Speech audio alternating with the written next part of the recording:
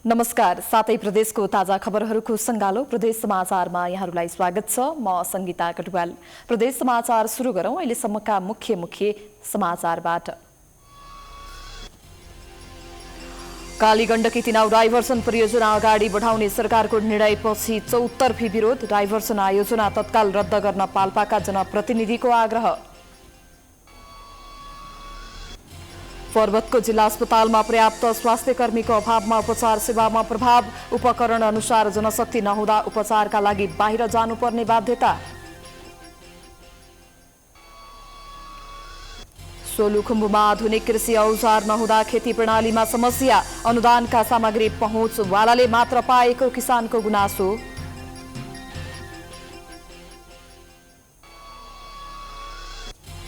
र स्थानीय सरकारको अनुदानपछि गुल्मीका युवाहरू कृषि पेसा गरी रोजगारी सिर्जना गर्दै सामान्य लगानीमा लाखौं आमदानी गर्न सफल।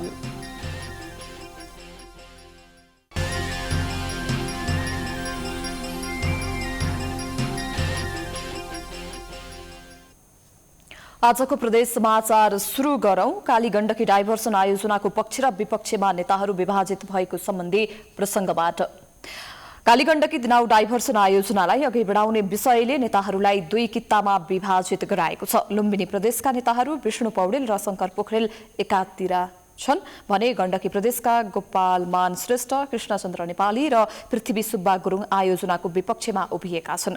आयोजना अगाडि नबढाउन माग गर्दै पाल्पाका स्थानीय तहहरूले पनि विरोध गरेका छन्। एक रिपोर्ट। लुम्बिनीतिरका नेताहरू आयोजना अघि बढाउन अग्रसर देखिँदा गण्डकीका नेताहरू जसरी भए पनि रोक्ने दावी गरिरहेका छन्। कालीगण्डकी तिनाउ डाइभर्सन आयोजना बन्यो भने यसको बढी फाइदा लुम्बिनी प्रदेशले पाउने निश्चित जस्तै छ।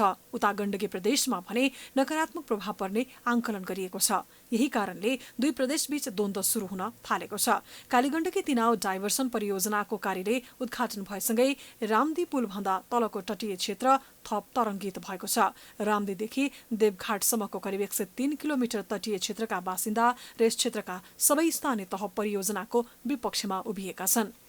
कालीगण्डकी डाइभर्सन गर्ने भन्ने छ र अस्ति मात्रै 12 गते अर्थमन्त्रीजीले चाहिँ लुम्बिनी प्रदेशको बुटोलमा यसको डाइभर्सनको कार्यालय स्थापना गर्ने भएर कार्यालयको उद्घाटन भन्ने सुनियो। त्यसले हामीलाई झन् चाहिँ एउटा चुनौती थपिएको अनुभूति भएको छ। विशेष गरेर रामदीदेखि तल 10 वटा पालिका चाहिँ छौँ। यी सबै पालिकाका तटीय क्षेत्रमा बस्ने बासिन्दाहरू यो विषयमा अहिले चाहिँ बडो चाहिँ चिन्तित भएको अनुभूति हामीले गरेका छौँ। जुन यो कालीगण्डकी तिनाउ डाइभर्सन परियोजना सञ्चालन गर्ने जुन कार्यक्रम अगाडि सारेको छ, यसमा रम्बा गाउँपालिका गम्भीर ध्यानाकर्षण भएको छ र यो कुनै पनि हालतमा यो परियोजना सञ्चालन गर्न हुँदैन। यसले दूरगामी असर पार्छ भन्ने हाम्रो मान्यता छ। अनि यसमा चाहिँ सबभन्दा पहिलो कुरो त यो रामदीदेखि देवघाटसम्म यो नदी भन्ने बित्तिकै कालीगण्डकी नदी विश्वमा सबैभन्दा महत्त्वपूर्ण इतिहास बोकेको धार्मिक एवं ऐतिहासिक नदी हो। उपप्रधान तथा अर्थमन्त्री विष्णु पौडेलले शनिबार बुटवलमा आयोजना कार्यालयको उद्घाटन गरेसँगै आयोजनाको पक्ष विपक्षको बहसले थप चर्चा पाएको छ।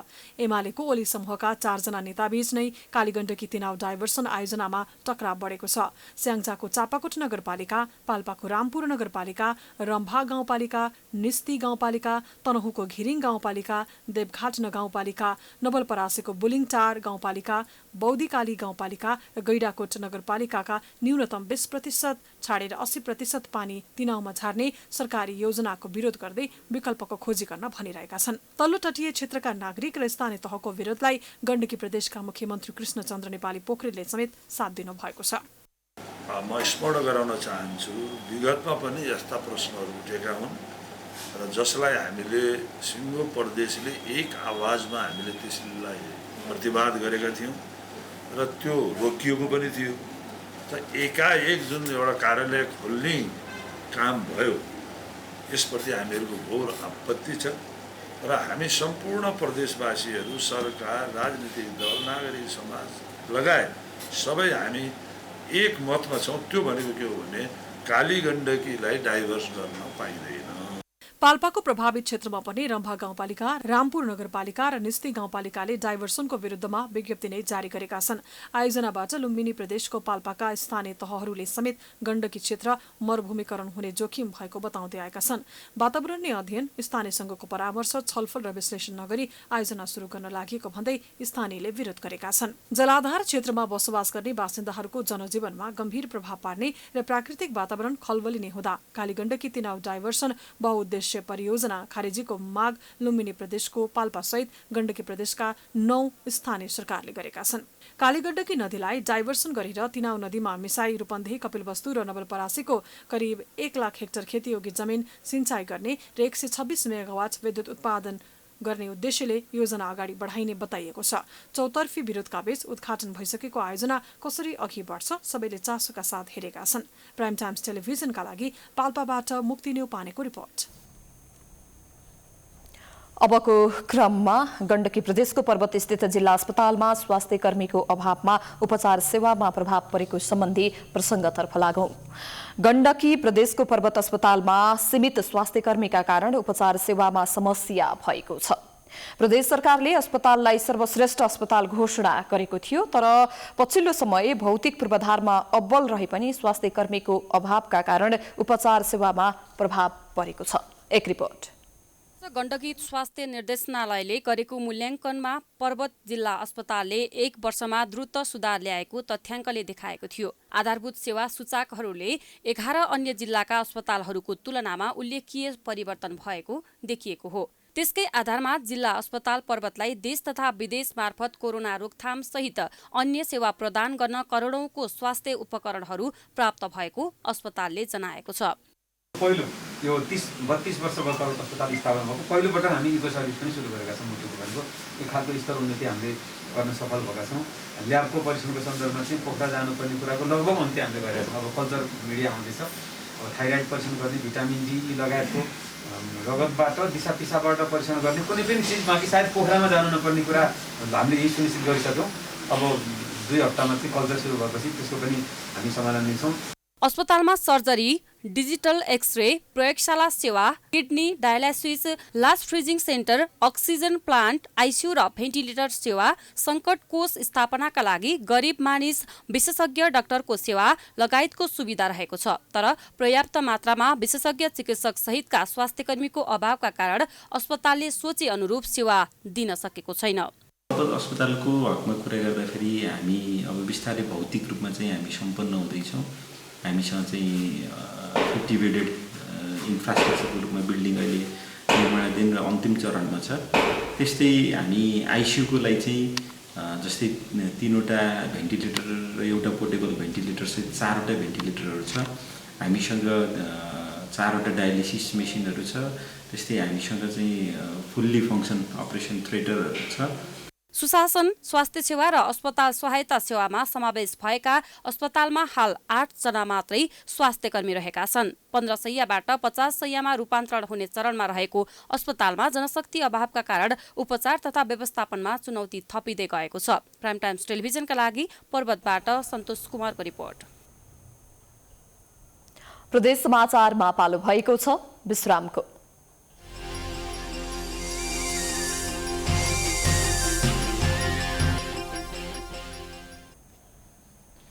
विश्रामपछि स्वागत छ। अबको क्रममा प्रदेश 1 को सोलुखुम्बुमा आधुनिक कृषि औजार नहुँदा खेती प्रणालीमा समस्या भएको सम्बन्धी समाचारतर्फ लागौं।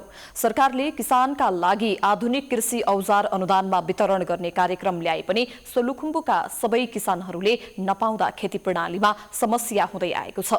अनुदानका लागि औजार वितरण गरे पनि वास्तविक किसानले नपाउँदा किसान मारमा परेका छन्। जिल्लामा परम्परागत प्रणालीबाट खेती गर्दा उत्पादनमा कमी आएको किसानको गुनासो छ। हेरौं यो रिपोर्ट। हिमाली जिल्ला सोलुखुम्बुमा आधुनिक कृषि औजारको प्रयोग नहुँदा उत्पादनमा कमी हुने गरेको छ। परम्परागत शैलीमा पुराना औजारको प्रयोग गरी खेती प्रणाली अपनाउँदा उत्पादनमा ह्रास आउने गरेको छ। सरकारको लक्ष्य अनुसार सबै जिल्लाका किसानहरूलाई आधुनिक कृषि औजार अनुदानमा वितरण गर्ने लक्ष्य रहेको थियो, तर सोलुखुम्बुका किसानहरूले अझै औजारको सुविधा पाउन सकेका छैनन्। सोलुखुम्बुका किसानहरूले परम्परागत शैलीबाटै रोपाई गर्दै आएका छन्। जिल्लामा अहिले पनि हल गोरु नै प्रयोग गरी खेती गर्दै आएका छन्, जसका कारण जनशक्तिको बढी प्रयोग हुने र काम ढिला हुने गरेका कारण किसानहरू समस्यामा पर्दै आएका छन्। हाम्रो कृषि क्षेत्र आधुनिकीकरण किन नभएको भनेदेखि हाम्रो दुर्गम क्षेत्रमा कुनै सामानहरू आइपुगेको छैन। यो दुर्गम क्षेत्र हुनाले आधुनिकीकरणको लागि कुनै पनि सामान र औजारहरू यहाँ ल्याइपुर्याउन सकेको छैन। सरकारले जे पनि उपलब्ध भइसकेको छैन र हामीले परम्परागत नै गर्नुमा बाध्य भएका छौँ र परम्परागत नै गरिरहेका छौँ र अहिलेसम्म त्यही ठिक छ र आधुनिकीकरण हुनलाई अलिकति समय लाग्छ होला। त्यो आधुनिकीकरणको लागि चाहिँ सामानहरू औजारहरू आइपुगेपछि त्यो आधुनिकीकरण पनि हुनसक्छ हाम्रोमा। आधुनिक कृषि औजारको समस्या मात्र नभई जिल्लामा समयमा मल बिउ नहुँदा किसानहरू थप समस्यामा पर्दै आएका छन्। अनुदानका लागि जाने कृषि औजारहरू पनि वास्तविक किसानले नपाई पहुँचको आधारमा वितरण हुँदा वास्तविक किसान मारमा परेका छन्। अब हामीले आधुनिकीकरण गर्नलाई मेसिन औजारहरूको समस्या छ।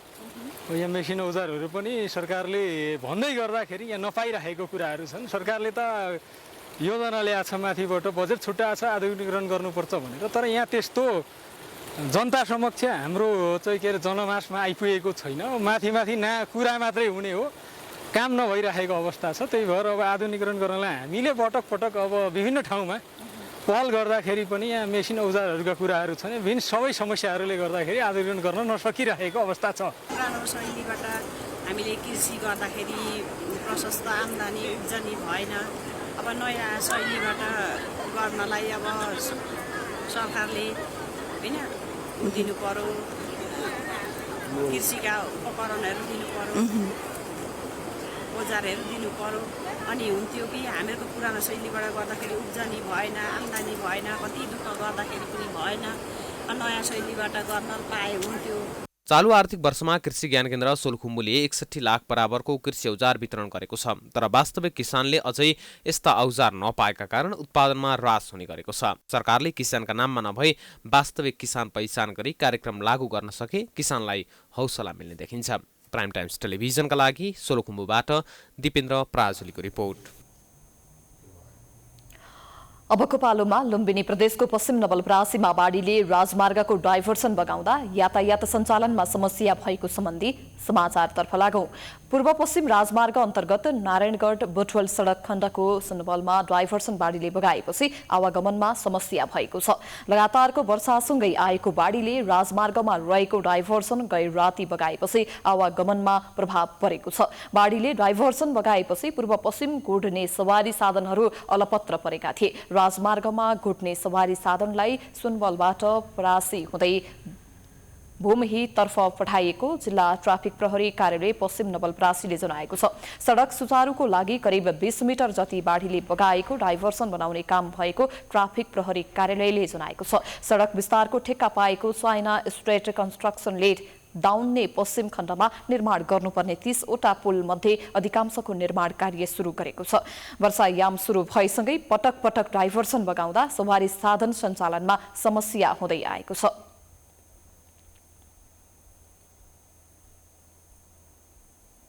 प्रदेश समाचारमा पुनः पालो भएको छ विश्रामको।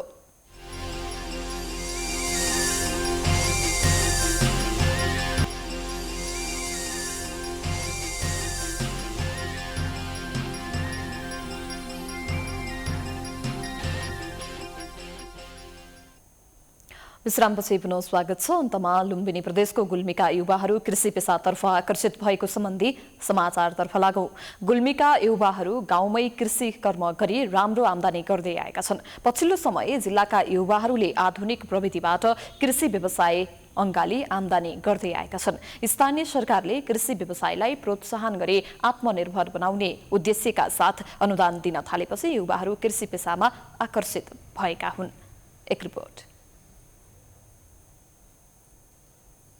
कृषकहरूलाई आत्मनिर्भर बनाउने उद्देश्यका साथ कृषिमा अनुदान दिन थालेपछि गुल्मीका युवाहरू कृषि पेसामा आकर्षित भएका छन्। लामो समयसम्म वैदेशिक रोजगारीमा गएका युवाहरू स्वदेश फर्केपछि कृषि व्यवसायमा लागेका छन्। मालिका गाउँपालिका 4 अर्खबाङका वसन्त अर्यालले गाउँमै 22 लाखको लगानी गरी कालिज फर्म सञ्चालन गरी व्यवसाय सुरु गरेका छन्। गाउँमै केही नयाँ व्यवसाय गर्ने उद्देश्यले अर्यालले कालिज पालन सुरु गरेको जनाएका छन्। अहिले अब केही न केही गर्न पर्छ, अब यहाँ केही गर्नै सकिन्न भन्ने अवस्थामा के गरौँ भनेर एउटा सोच्दै जाँदाखेरि गर्दै जाँदाखेरि एउटा भर्खरै नयाँ सुरुवात पनि भएको र यो मार्केटमा अलिकति प्रमोट गर्न सकियो भने सम्भावना पनि देखेको हुनाले यो कालिज पालन व्यवसायमा हात हालेको। अर्यालको फार्ममा कालिजसँगै विभिन्न प्रजातिका कुखुरा रहेका छन्। सुरुको समयमा कालिज पाल्न समस्या हुने भए तापनि पछि गएर सहज हुने गरेको अर्यालको भनाइ छ। स्थानीय सरकारको अनुदानका कारण व्यवसाय सञ्चालनमा सहज भएको उनको भनाइ छ। कालिज लगभग मसँग 400-450 हाराहारीमा छ। अनि लोकल कुखुरा कडकनाथ 50-60 हाराहारीमा छ। अनि त सँगै बट्टै 400-500 हाराहारीमा छ। अनि यो लोकल कुखुराको चल्ला अलिकति मेरो बाहिर पनि अर्डर भएको भएर अलि सरदर 3000 छ। 60-70 पिस लौकाट पनि पाएको। मैले अहिलेसम्म आफूलाई लागेको कस्तो भने आफूले नगर्दै अर्काछिमा हात थाप्न नजाउँ कि भन्ने हिसाबले मैले कसैसँग सहयोग मागेको छैन।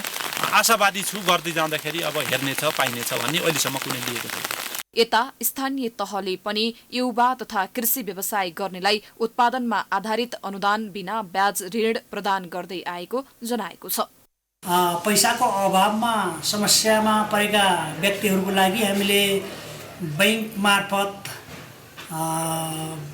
ब्याज बिनाको कार्यक्रम छ र बैंकमा धितो राख्न नसक्ने सेवाग्राहीहरूको लागि हामीले सहकारी मार्फत 50 देखि 2 लाखसम्मको ऋण प्रवाह गर्ने र ती उद्यमीहरूलाई ब्याज बिना गर्ने कार्यक्रम सञ्चालन गरेका छौँ।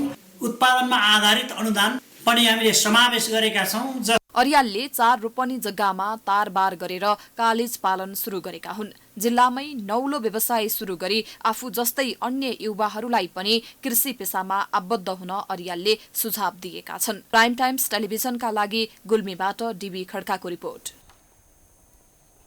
यो सँगै हामी प्रदेश समाचारको अन्त्यमा आइपुगेका छौं। जाँदा जाँदै प्रमुख समाचार पुनः एकपटक। कालीगण्डकी तिनाउ डाइभर्सन परियोजना अगाडि बढाउने सरकारको निर्णयपछि चौतर्फी विरोध। डाइभर्सन आयोजना तत्काल रद्द गर्न पाल्पाका जनप्रतिनिधिको आग्रह। पर्वतको जिल्ला अस्पतालमा पर्याप्त स्वास्थ्य कर्मीको अभावमा उपचार सेवामा प्रभाव। उपकरण अनुसार जनशक्ति नहुँदा उपचारका लागि बाहिर जानुपर्ने बाध्यता। सोलुखुम्बुमा आधुनिक कृषि औजार नहुँदा खेती प्रणालीमा समस्या। अनुदानका सामग्री पहुँचवालाले मात्र पाएको किसानको गुनासो।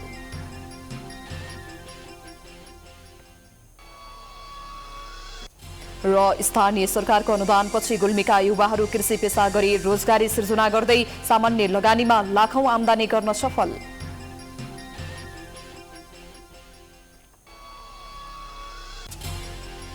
प्रदेश समाचार अहिलेलाई सकियो। हेर्दै गर्नुहोला प्राइम टाइम्स टेलिभिजन। नमस्कार।